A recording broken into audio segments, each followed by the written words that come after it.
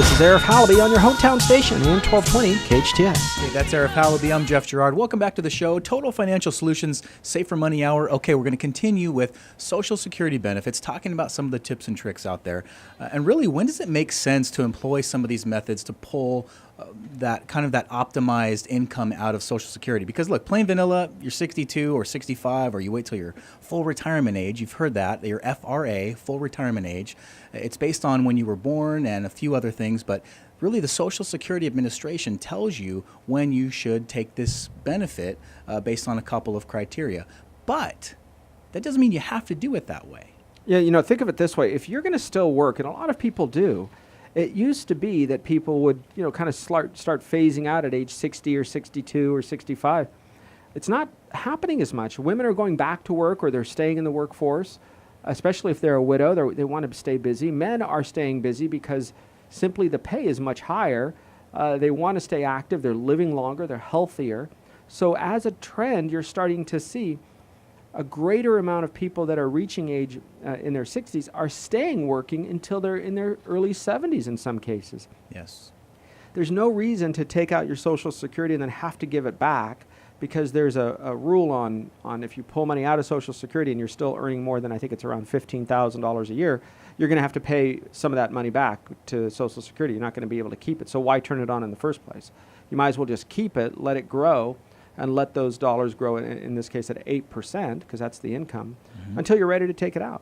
So the key to this whole part, though, is each of you are going to be individual. I encourage you to speak with your financial advisor, your CPA, and the Social Security office, and have a conversation with what if this and what if that, and get a couple of scenarios. Because here's the challenge. If you are in a position to take money out of your existing retirement accounts or Social Security, you need somebody to do the math for you to see does it make sense to start drawing down some of your retirement accounts, or does it make sense to turn on your Social Security? Those are different strategies, if you will, and different purposes. And you've heard Arif say this time and again, it's not about how much you make, it's about how much you keep.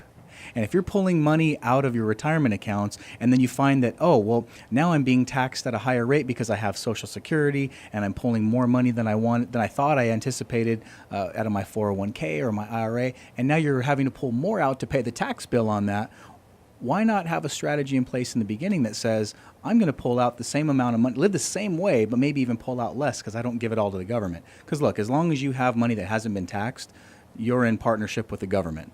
I don't know if that's a surprise to anybody. Yeah, think of it like this. If you want to do what we're talking about, you can only one of you can apply for retirement benefits and have them suspended. You can't both of you do it, meaning you go and you say, I want to turn it on and now suspend it. That's great, but both of you can't do it. There's not really a reason to do that, but you just need to know it cannot be done by both. You don't have to sign a request. You can actually do this orally over the phone or in writing. So these things can be done very simply from your home. I mean, this isn't something you have to walk in, but you do want to do it with a plan. If you suspend your benefits, they automatically come on when you turn age 70. So if you're somebody that's still working and says, I don't need the extra burden tax-wise or whatever, you're not going to receive any more. The pay increase ends at age 70. You can delay it if you never turned it on, just say, I want to delay it. That's fine. But if you're somebody who's going to be collecting the full amount, $2,400, and your spouse has been working enough to collect $2,400, that's $4,800 a month. $4,800 a month, you guys, that's nearly $60,000 a year. You can live like a king in most parts of the country. Did you know that? Including parts of California. Maybe not, next to the ocean, but you can live pretty nicely for $60,000 a year, especially when not all of it is taxed, right? There's a formula. You may only pay half of it taxed, right? That's right. Hey, and if you're in the position where you think you have that problem of you have too much money coming in and you're delaying your Social Security just because you don't want to pay tax on it, I mean, there are plenty of people in this world you can make a difference for, charity-wise, organizations, things of that nature, where it would cancel out the part where you'd have to owe it in taxes. So something to think about, maybe on the legacy side of things, maybe giving back. That's always an option too, because some people don't even take it because they don't need it. The other side of the coin is we've seen people come in, some of our clients, and they didn't realize that they were letting money go right out the back door. They're taking it in from work. They're having a record year in their earnings because they're just about to retire, maybe 2 or 3 years from retirement, and they're at the top of their earning potential in that job.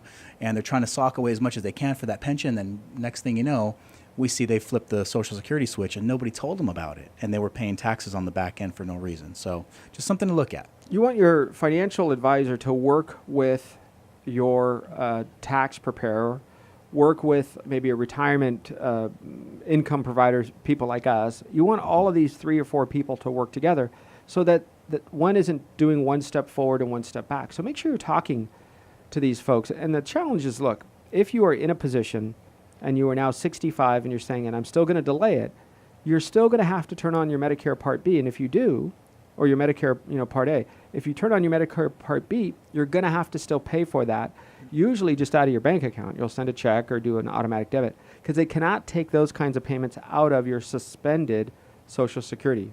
You have to still pay the check each month, right in that check, or you get penalized, if you will.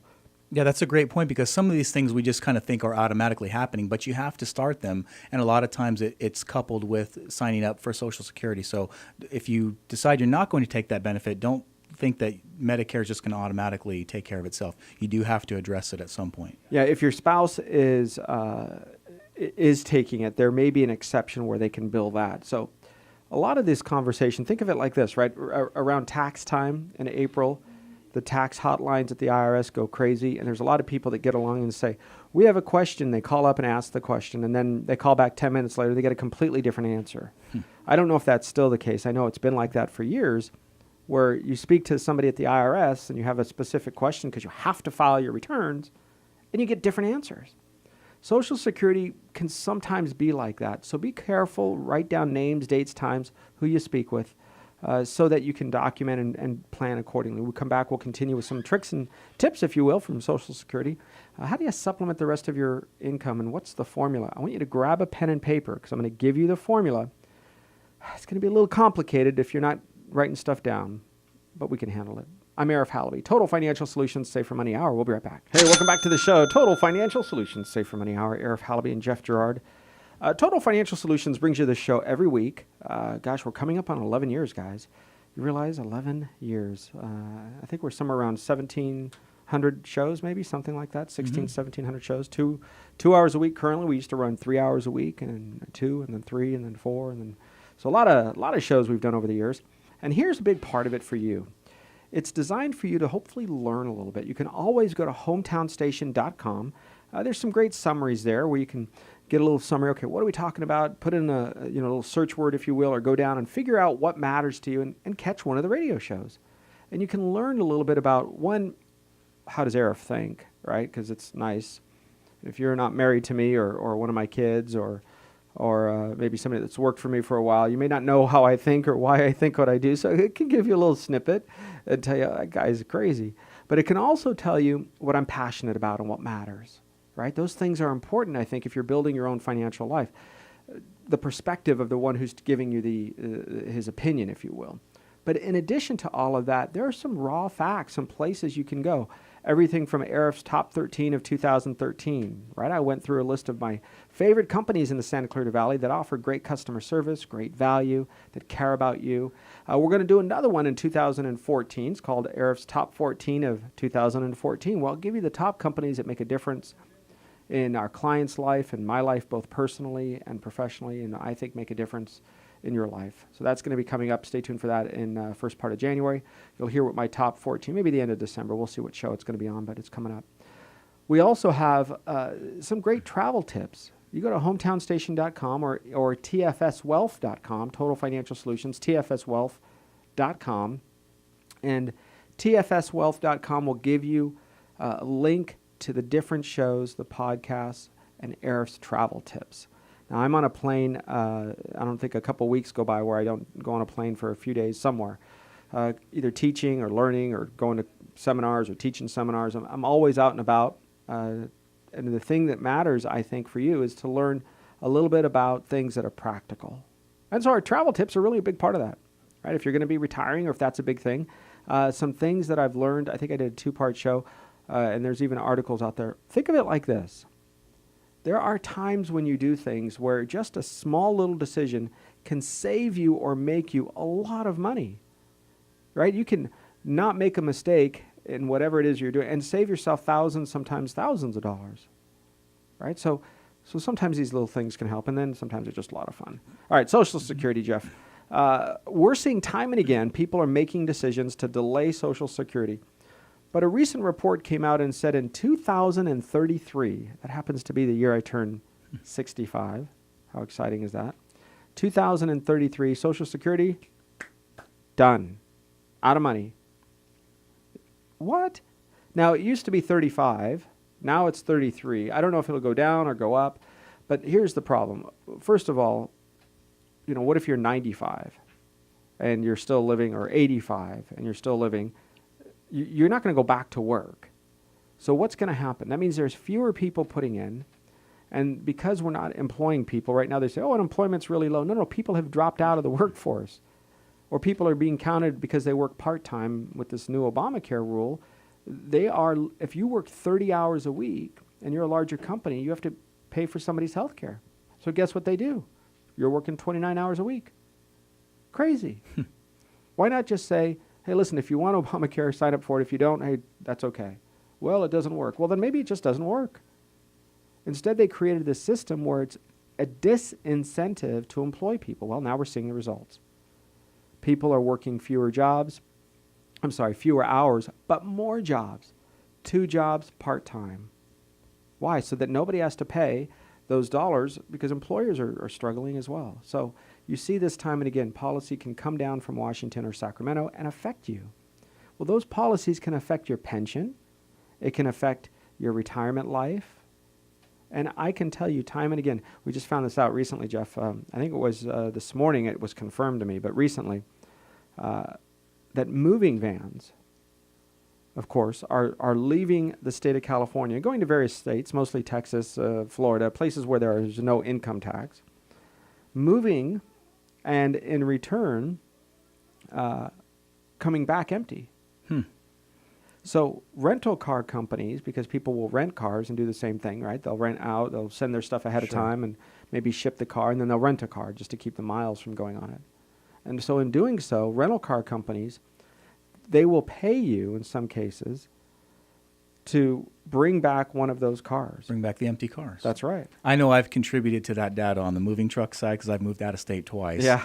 And then come back, so I kind of canceled out the data there. But how interesting that somebody's thinking that they need to keep that data somewhere to see what the exodus out of California is, if you will, because there's a driver there. That information kind of tells people, hey, we either have enough people and enough sustainability here, or people are leaving, so the people that are left here, we better tax the heck out of them before they go. I mean, I don't know why they need that data. Do you understand that there are more people in the state of California collecting welfare, unemployment, and disability? And I'm not saying there's not deserving, right? Because immediately people go, oh, you're going to make people starve. Little kids are going to go to bed hungry.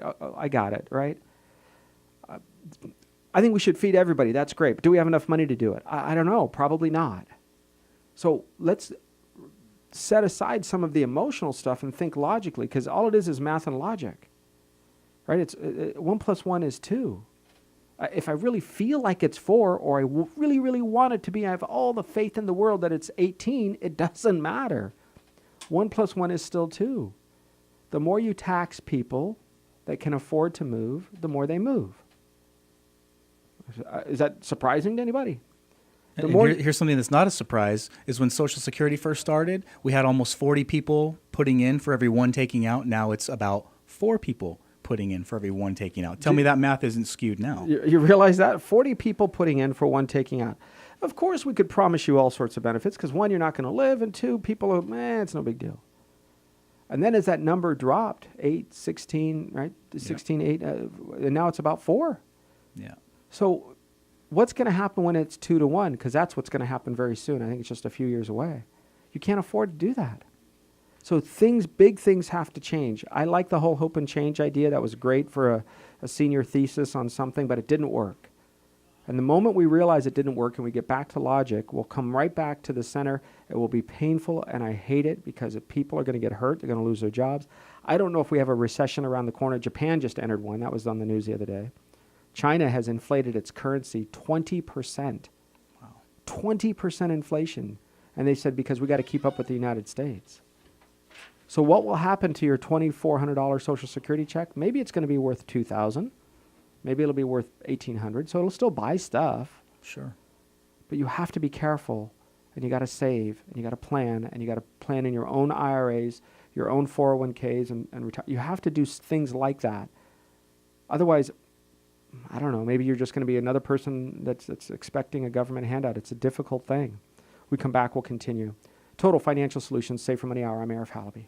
Hey, welcome back to the show, Total Financial Solutions, Safer Money Hour. All right. Our safer money choices, what does that mean? It means that, look, when the market goes up, you could make some interest. When it goes down, you don't lose your principal. It's a concept, it's a philosophy that's been around for decades. It's a way in which you can preserve some of your retirement account when the market goes down. It's not an idea that's right for everybody, and it has to be suitable for you, but you got to think about it in a way that says, I have money that I want to set aside, I don't want to lose it. Is there a place that I can do that and have it grow at a reasonable return over time? The answer is yes. You know, think about it this way. In your retirement life, and you're in your 40s or 50s or 60s, wherever you might be, and you're starting to think about it and it's becoming a reality and you're getting closer, the dollars that you have, if you took 20% of those dollars and you added that to the top line, meaning, okay, let's say you have $500,000 in all your retirement accounts, that's great, that's wonderful. If you were to earn an extra $100,000, or it would become $600,000, is that going to change your life? Maybe, maybe not. How would you feel if you lost 20%? In other words, how would you feel if your $500,000 went down to $400,000? Would that pause your retirement? Would it delay some of your plans? If the answer is yes to that, then you got to consider taking some of your dollars and preserving those. Because I think it's important you think on your future, can you secure the dollars from going backwards when the market goes backwards? So taxation we brought up earlier as a formula, and I want you to grab your pen and paper. Here's the formula.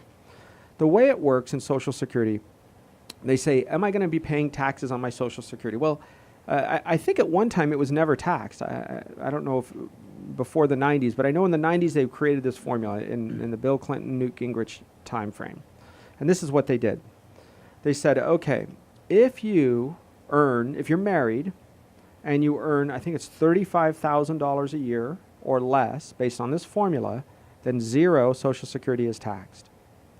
If it's between 35 and 43, then they tax 85% of your Social Security. If it's, zero, let me back up. 0 to 35, it's 0. Mm-hmm. 35 to 43, it's 50%, 50. Mm-hmm. 43 or more, that's the 85 number, right? Okay, so here's the formula. They take all of your earned income, your adjusted gross income, and they even add in municipal bonds, like the tax-free stuff. You go, I don't pay taxes. Well, they add that in. Then they add half of your Social Security. And if those numbers, you might have a pension, you might have, rental property on adjusted gross, they add up that. And if those dollars are greater than the formula, then that's what triggers. They go back to Social Security and tax it accordingly. 50% or 85 of those dollars are taxed. And it's added back into your income. Right? So think of it this way, right? 0 to 35, 35 to 43,000, 43 and greater.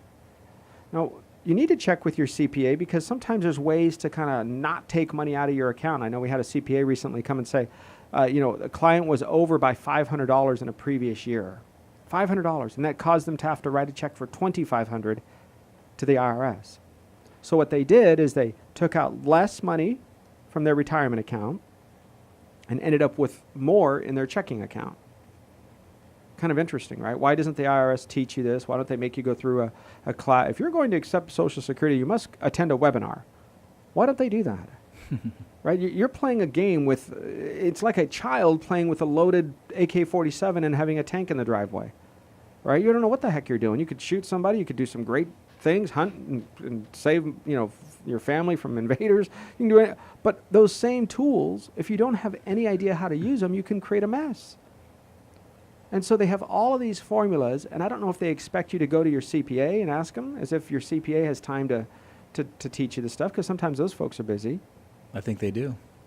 I don't know. I've tried. I mean, there comes a point where they have a responsibility to give you the information, and it's almost as benign as the internet can be when you just have this flood of info. And you go, okay, great. Now I know every option available, but I don't know what to do in my specific situation. That's where you have to have a financial team, because look, you can go to the IRS and ask for advice. They won't do it. You can go to Social Security Administration, ask for advice.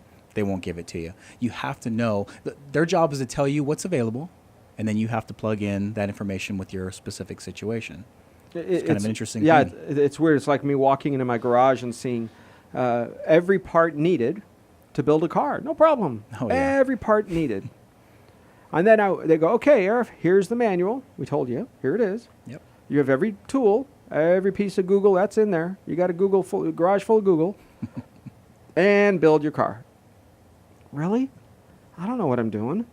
I guess I could, but I've got to work during the day, and I've got stuff to do at night, and pick up my kids over here, and go out to dinner over there, and I'm supposed to still build that car? That's right. So in the financial world, I think they do that as well. They say, oh, you're supposed to have life insurance if you have family. Okay, life insurance. I don't know where to get it from. Auto insurance, mandatory. Get your auto insurance. Oh, wait, you're buying a house? Homeowner's insurance, mandatory. Should I get flood or earthquake? I don't know. You ask around your neighbor friend as if they're smart, right? I mean, they're probably good at what they do. Someone's paying them. But how in the daylights are you supposed to know if it's right for you? So I want to encourage you to go to hometownstation.com or Total Financial Solutions. You can click through and get to us. It doesn't matter. I want you to get to us and send me an email. We'll do our best to respond to you.